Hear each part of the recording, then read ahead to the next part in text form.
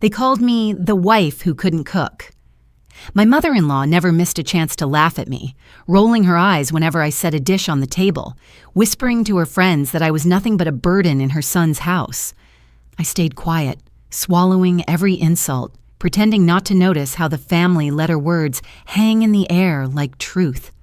But what she didn't know was that I carried a secret life, one recipe at a time. I was building something powerful enough to silence her forever. When I first walked through the grand iron gates of the Whitmore estate, I thought I had finally arrived at the life I had always dreamed of. The manicured garden stretched out like a painting, and the brick mansion with its arched windows looked like something out of a storybook. I told myself I was lucky to have married James, lucky to belong to a family that had every comfort, lucky to be welcomed into a home that seemed to radiate old-world grace. But dreams often blur the sharp edges of reality, and I was too blinded to see the cracks already forming beneath the polished floor. My mother-in-law, Margaret, greeted me with an embrace so light it felt like air. Her smile was practiced, her tone warm enough to fool an outsider. To anyone watching, we looked like the perfect family tableau. New bride, proud mother, content son.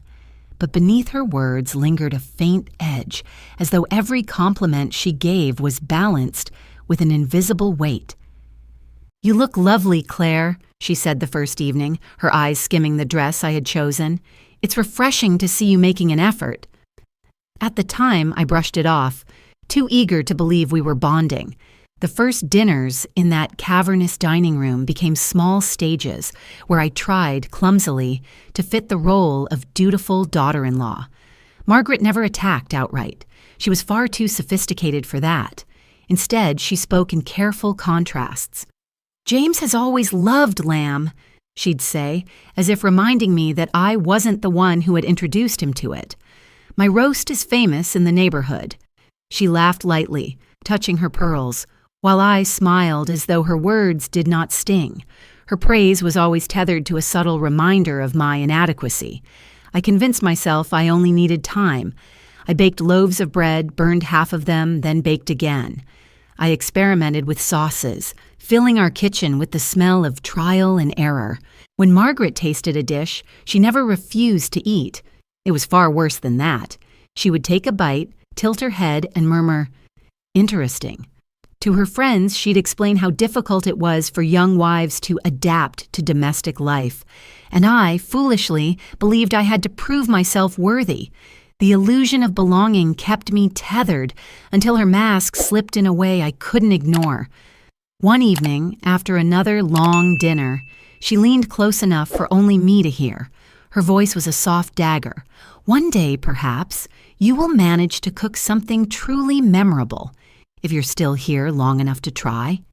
She pulled back with the same serene smile, pouring more wine into her glass as though nothing had been said. My chest tightened, my face stiffened into polite composure, but inside, something twisted. I realized then that her kindness was not kindness at all. It was theater, and I was the unwilling understudy. I began watching her more closely after that. Margaret was not simply a mother protecting her son. She was a performer in a competition I had never agreed to enter.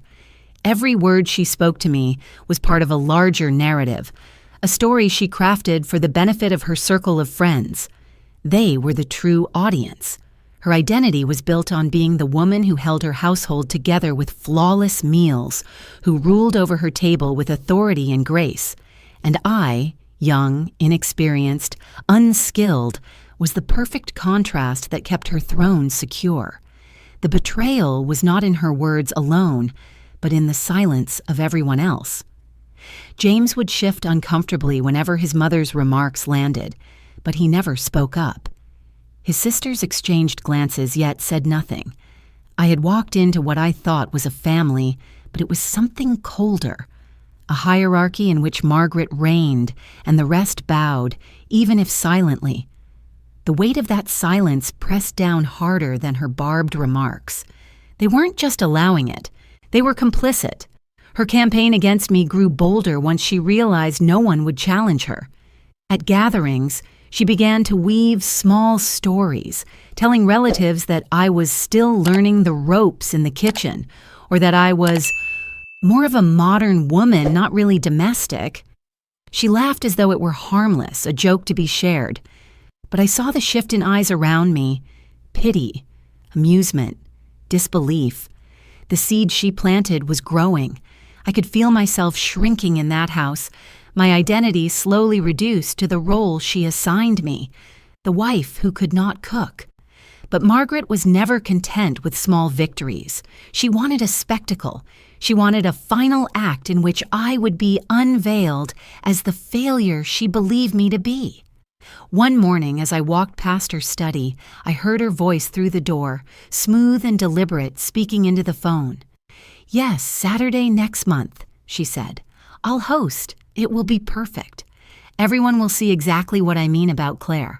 Her laughter followed, low and triumphant, and though I stepped quietly away, the words echoed like a warning. That night, as I lay awake beside James, the truth sank in. I wasn't simply enduring a difficult mother-in-law. I was being drawn into a game I had never chosen, a game where every move was meant to strip me of dignity. And Margaret had just announced her next play, a dinner party designed to expose me. I learned quickly that silence could be its own disguise. After overhearing Margaret's plans for her grand dinner party, I did not confront her, nor did I complain to James. Instead, I folded my fear into something smaller, something she might mistake for surrender. At the table, I smiled, nodded, and accepted her remarks as though they slid harmlessly past me. Margaret thrived on resistance. When none came, she believed she had won. I let her believe it. The more she relaxed into her superiority, the more invisible my quiet rebellion became. At night, however, the mask slipped away. Long after James had fallen asleep, I would tiptoe into the kitchen, pulling out ingredients I had tucked aside. I measured, stirred, and recorded, my hands trembling not with uncertainty, but with an urgency I had hidden for too long. Flour dusted the counters, scribbles filled my notebooks, and failed attempts piled up, only to be tried again.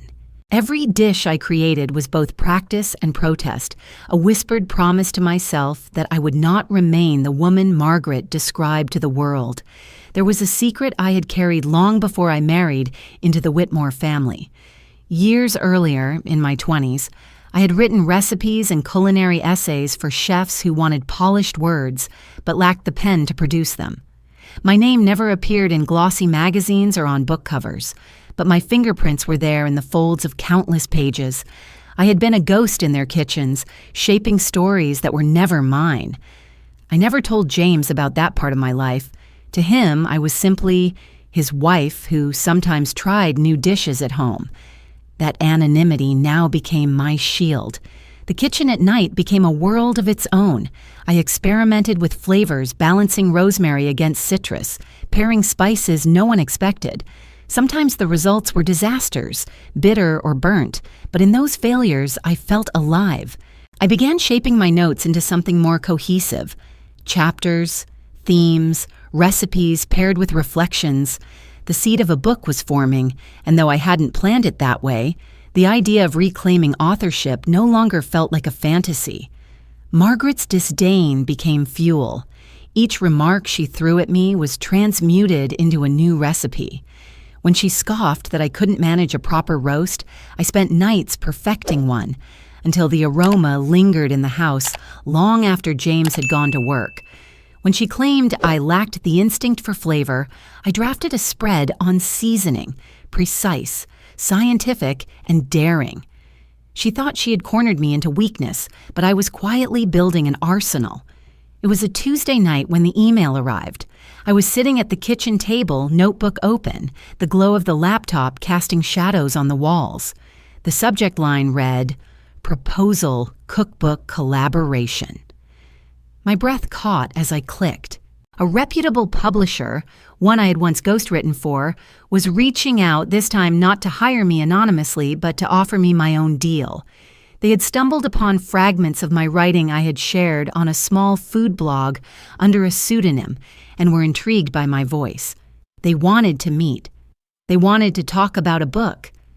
I stared at the screen until the words blurred. For a moment, I felt like that young woman again, scribbling recipes in a tiny apartment, dreaming of something more. Except this time, the chance was mine alone. I closed the laptop slowly, the secret burning bright in my chest. Margaret believed I was wilting under her gaze, but in truth, I was blooming in the shadows. I didn't stop there. The world had changed since I last wrote for others. Stories no longer lived only on pages. They moved through screens, through fleeting videos that reached millions overnight. Tentatively, I set up an anonymous TikTok account. My hands, my cooking, my words, never my face. I posted quick clips of simmering sauces, golden loaves, delicate garnishes. At first, there were only a handful of views, but within weeks, something shifted. One video of a lemon thyme chicken, plated with care and paired with a story about finding light in criticism, surged past 100,000 views, then 1 million. The comments poured in. Who is this woman? She cooks like someone who has lived through fire. The anonymity became part of the allure. Viewers speculated, argued, obsessed. They called me the hidden chef. I watched the numbers climb late into the night, my heart racing with a mix of exhilaration and terror. For the first time, I felt the balance of power tilt.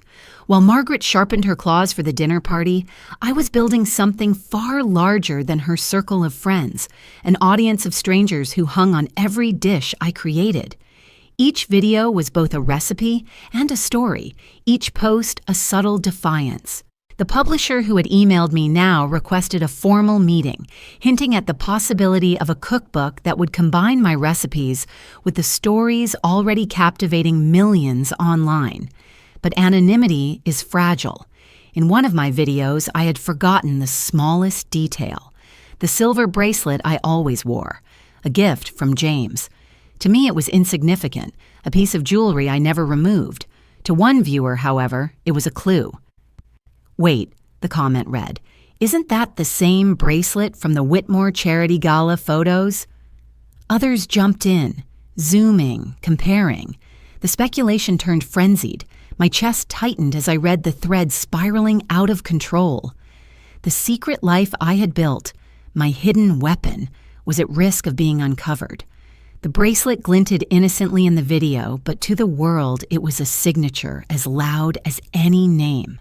The invitation came printed on heavy ivory cardstock, embossed in gold. Margaret made certain every detail spoke of prestige: the date, the venue, the guest list. She announced it casually at breakfast, as though she were discussing weather. "We'll be hosting a special dinner next month," she said, sipping her tea. "I've invited some important people, friends, colleagues, even a few journalists. It will be a fine evening. Of course, Claire will prepare something for us all." The way her eyes lingered on me told me this was no request. It was her next move. I smiled politely, lowering my gaze as if nervous. "Of course. I'd be happy to help."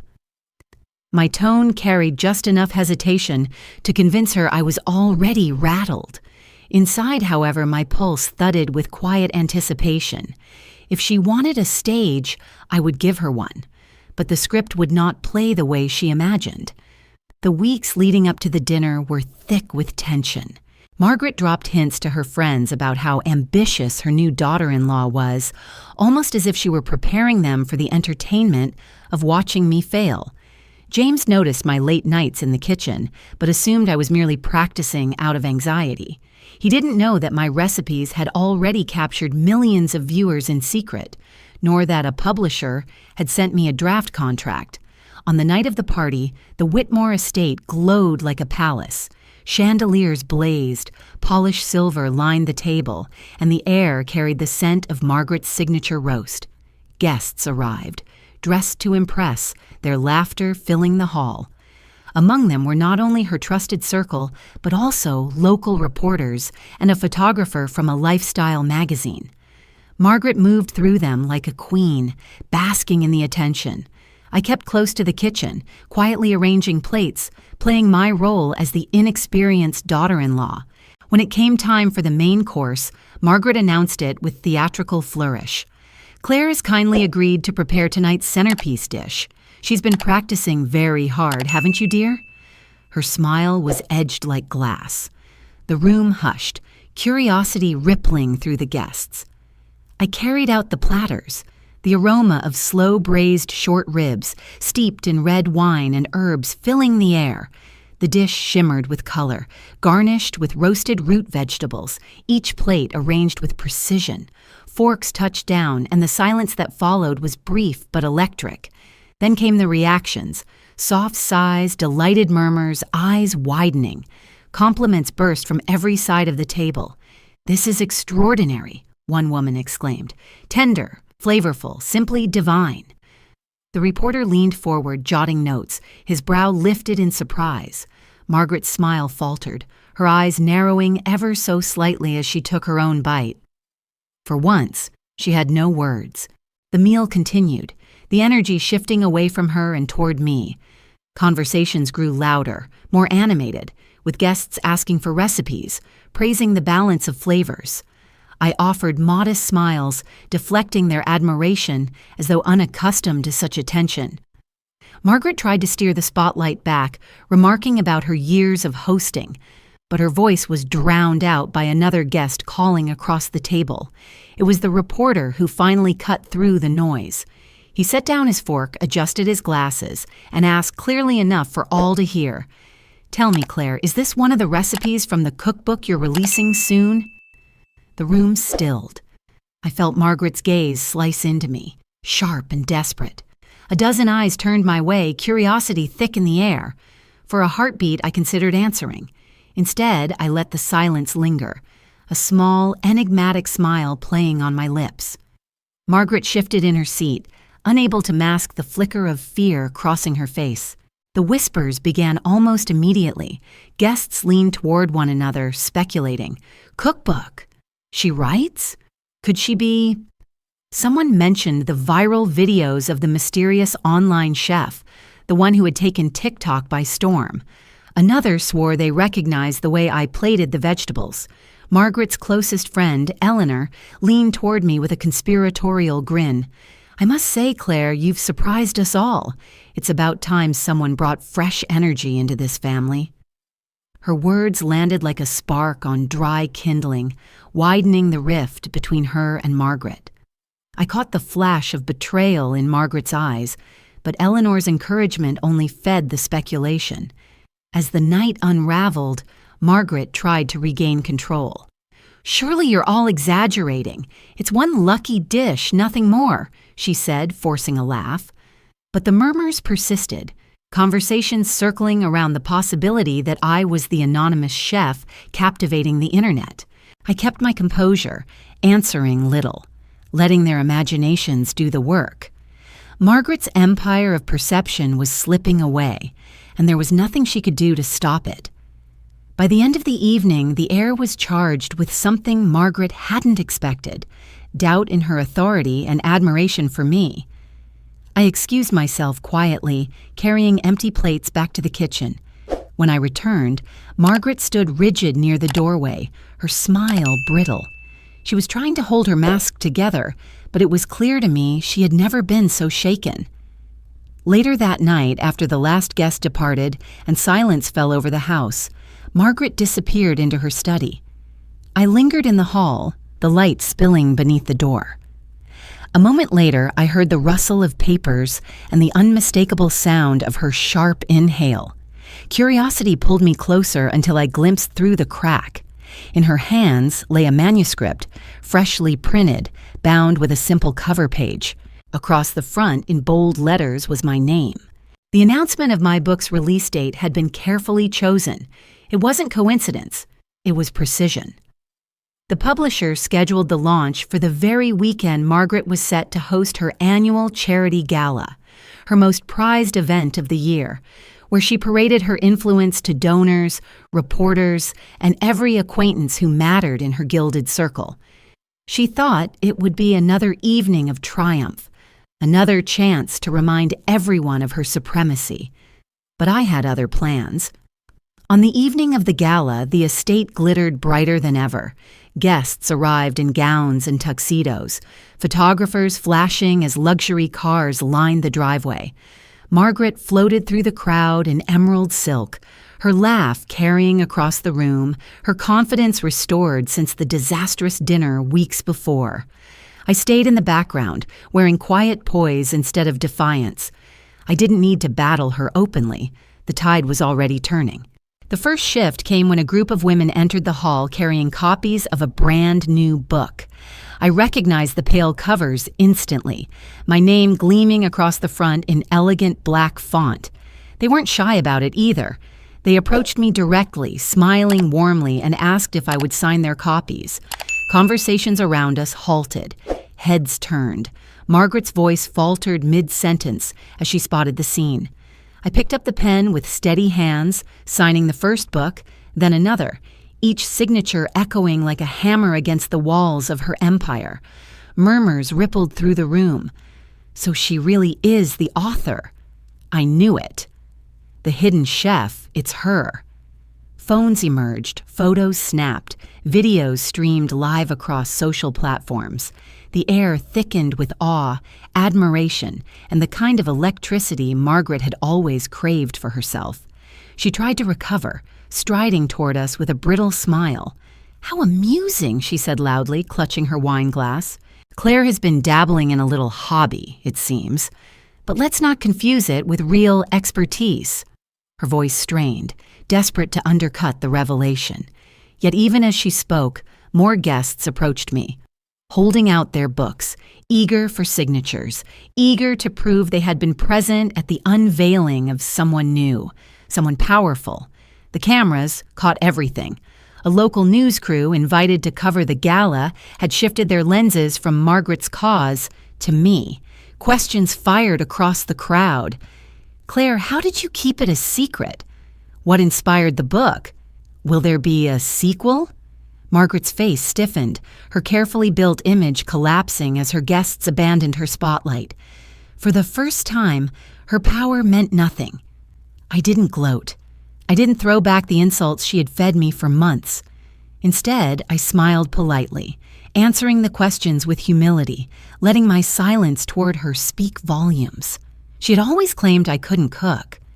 Now the evidence of her lies was bound in print, passed hand to hand, celebrated openly in her own home. At one point, a cameraman caught her expression directly, a flicker of fear, her lips trembling, her eyes darting. She knew the narrative had shifted beyond her control. The footage went live within minutes, transmitted across the internet for thousands to witness. Margaret Whitmore, the self-proclaimed queen of domestic grace, exposed as the woman who mocked the very chef whose name now trended worldwide. She tried once more, raising her voice above the chatter. "You don't know the full story," she insisted, hands tightening around her glass. "These recipes, they aren't hers. She's been borrowing, stealing." But her words dissolved into murmurs of disbelief. Her friends turned away. Some shook their heads. Others laughed quietly at her desperation. Margaret, who once commanded a room with nothing but a glance, now stood unraveling under the glare of lights and cameras. I kept my distance, answering more questions, signing more books, allowing the scene to unfold without interference. Every smile I gave, every gracious nod, cut deeper than retaliation ever could. She had armed me with silence, and I used it against her. The gala she designed as her triumph became my coronation. By the end of the night, Margaret was a ghost in her own kingdom. Her closest allies avoided her gaze. Even Eleanor, her oldest friend, offered me congratulations before leaving her side. Margaret stood alone at the edge of the ballroom, trembling, the cameras lingering cruelly on her isolation. But her defeat was not complete. A queen stripped of her crown does not surrender quietly. Days later, rumors began to circulate. Margaret whispering to anyone who would listen that my recipes were plagiarized, stolen from her old journals, from dishes she claimed to have perfected years ago. She painted herself as the victim, spinning a story of betrayal. The whispers grew teeth. Soon, an envelope arrived at my doorstep. Inside was a formal letter. Margaret, through her lawyers, accusing me of intellectual theft. The letter was stamped, official, undeniable.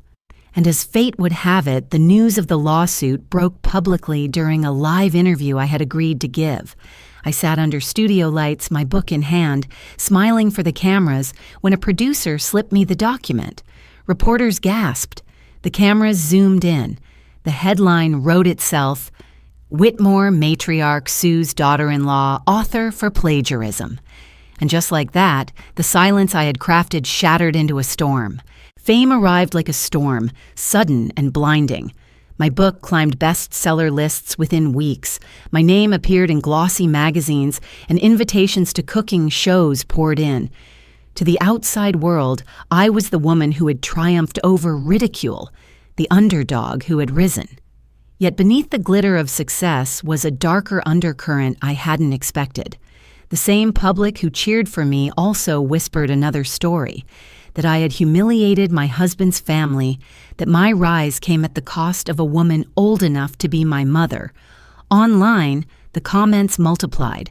Some praised me as an icon of resilience. Others painted me as a villain who betrayed her own kin. James felt the weight of it, more than he admitted. At dinners, his phone buzzed constantly with messages from colleagues, friends, even distant relatives asking about the feud. His shoulders tightened with every mention of his mother's lawsuit. We no longer spoke freely. Conversations became minefields where each word threatened to ignite. He still loved me, I knew, but he was torn, trapped between loyalty to his wife and duty to his mother. At night, when silence hung between us, I wondered if the house we had built together was slowly crumbling. Margaret, meanwhile, pushed her attack further. She claimed the recipes in my book had been stolen from her family tradition, carefully curated in old journals she displayed as evidence. Her lawyers filed official complaints, their language sharp and merciless. A trial date was set, and I found myself summoned to court. Holding the notice in my hands, I felt an icy dread crawl up my spine. For all my victories, the system still gave her a stage. I began to ask myself questions I had avoided. Had I become the very thing I despised? Margaret had sought power through humiliation, and now I stood atop my own pedestal, watching her fall. Was my silence at those parties truly noble, or simply another weapon sharpened for revenge? Every signature on a book, every camera flash at my face, seemed to blur the line between justice and cruelty. Success tasted less like freedom and more like poison. The night before the first hearing, I stood in front of the mirror, staring at the woman I had become. Strong, celebrated, feared, but also isolated, mistrusted. A figure people loved to dissect. James came into the room, his expression tired. "Claire," he whispered, "I don't know how much longer I can do this, watching you and my mother tear each other apart." His voice cracked. "It feels like I'm losing both of you." His words pierced deeper than Margaret's barbs ever had.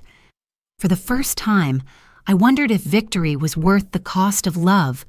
The courtroom was crowded the following morning, reporters filling every bench. Margaret sat across from me, her face painted in stoic dignity, as though she were the victim in this story.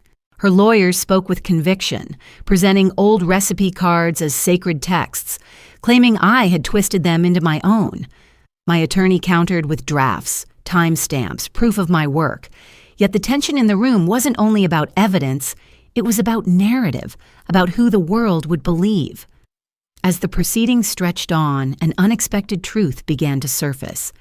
Eleanor, Margaret's closest friend, the same woman who had once encouraged me at the dinner table, appeared in conversations, her name slipping from lips with unease. Whispers hinted that she had been feeding Margaret ideas, stoking her pride, and then fanning the flames of scandal to see us clash. It was during a recess that the pieces clicked. An anonymous email arrived in my inbox, attaching a manuscript proposal eerily similar to mine. At the top of the document was Eleanor's name. She wasn't merely a bystander. She was orchestrating the chaos, using Margaret and me as pawns in her own game of reputation and profit. While we tore each other apart, she prepared to step forward with a competing book, capitalizing on the scandal that had consumed both our names. The realization hit like a blade. Margaret, for all her cruelty, had been manipulated as much as I had. She was not innocent, but she was no longer the sole architect of my suffering. We were both entangled in a web spun by someone who understood how to exploit pride and resentment.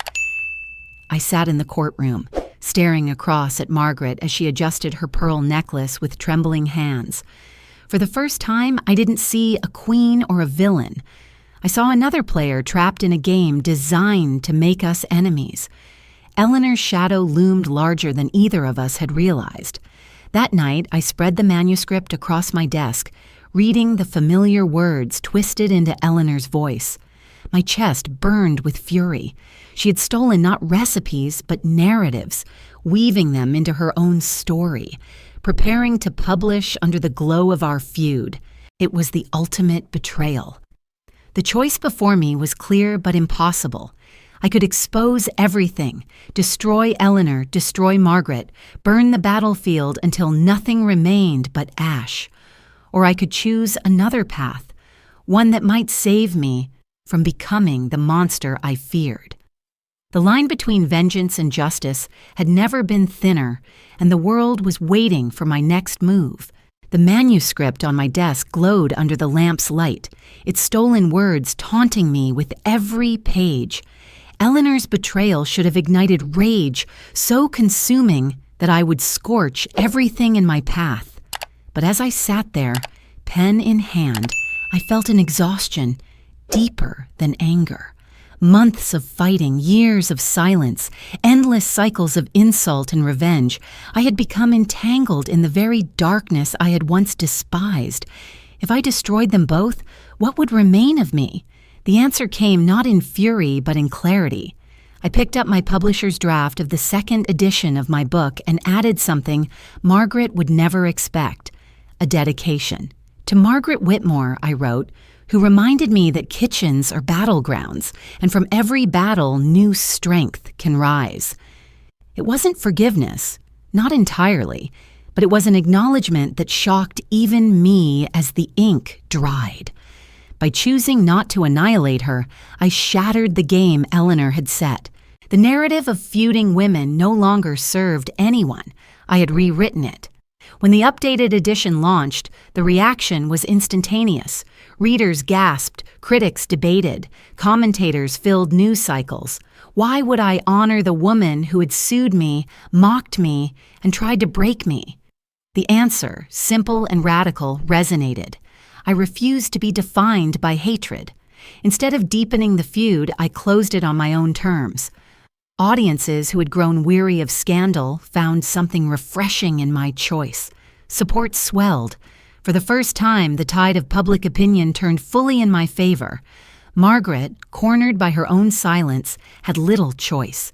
To continue fighting would paint her as bitter, ungrateful. To accept the dedication was to concede. She did what proud women do when trapped. She retreated into fragile quiet. At charity luncheons, she no longer boasted. At gatherings, she smiled thinly but avoided confrontation. She had been disarmed not by defeat, but by grace, and grace was an armor she could not pierce. Not long after, the invitation arrived. A television producer called, her voice buzzing with enthusiasm. "Claire, your story has captivated millions. We want to offer you a platform, your own cooking show. Recipes, stories, the journey that brought you here. America is ready to see you." I held the phone to my ear, stunned, the weight of the offer settling like a crown I never thought I'd wear. It was more than an opportunity. It was validation that I had stepped beyond survival into something greater. The cameras rolled months later, bright lights flooding a kitchen designed for television. I moved through the set with a confidence I had never shown at Margaret's table, speaking not just of ingredients and technique, but of resilience, of how food carried the weight of our battles and the flavor of our victories. Viewers wrote in with stories of their own struggles, their own silent wars fought across dining rooms and family gatherings. My show became more than entertainment. It became a voice for the unseen, a rallying cry for those dismissed and diminished. Margaret, stripped of her old authority, could no longer command admiration through recipes or reputation. She lingered at the edges of society gatherings, her former allies whispering but no longer deferential. She had lost her throne, and yet when I saw her in those rare moments, something in her eyes had softened. Not kindness, but perhaps recognition.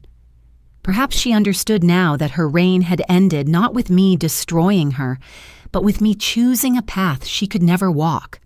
The legacy I created extended beyond my name. Women wrote to me, daughters-in-law who had been silenced, wives who had been mocked, dreamers who had been dismissed. They told me they saw themselves in my story, that my resilience gave them courage to stand taller in their own kitchens, their own homes, their own lives. I realized then that my victory wasn't the book sales or the television show. It was this chorus of voices rising, echoing mine, refusing to be diminished. On the final episode of the first season, the cameras panned across the studio audience. I looked out, smiling, speaking of legacy, of passing down not just recipes, but the power to define one's own story. As the applause swelled, the lens lingered for a heartbeat too long on one face in the back row. Margaret sat alone, her hands folded neatly, her eyes fixed on me. The crowd cheered, the lights gleamed, but her expression was unreadable. Had she changed? Or was she simply biding her time, waiting for another stage? I would never know for certain. But as the cameras cut and the show ended, I understood something I hadn't before.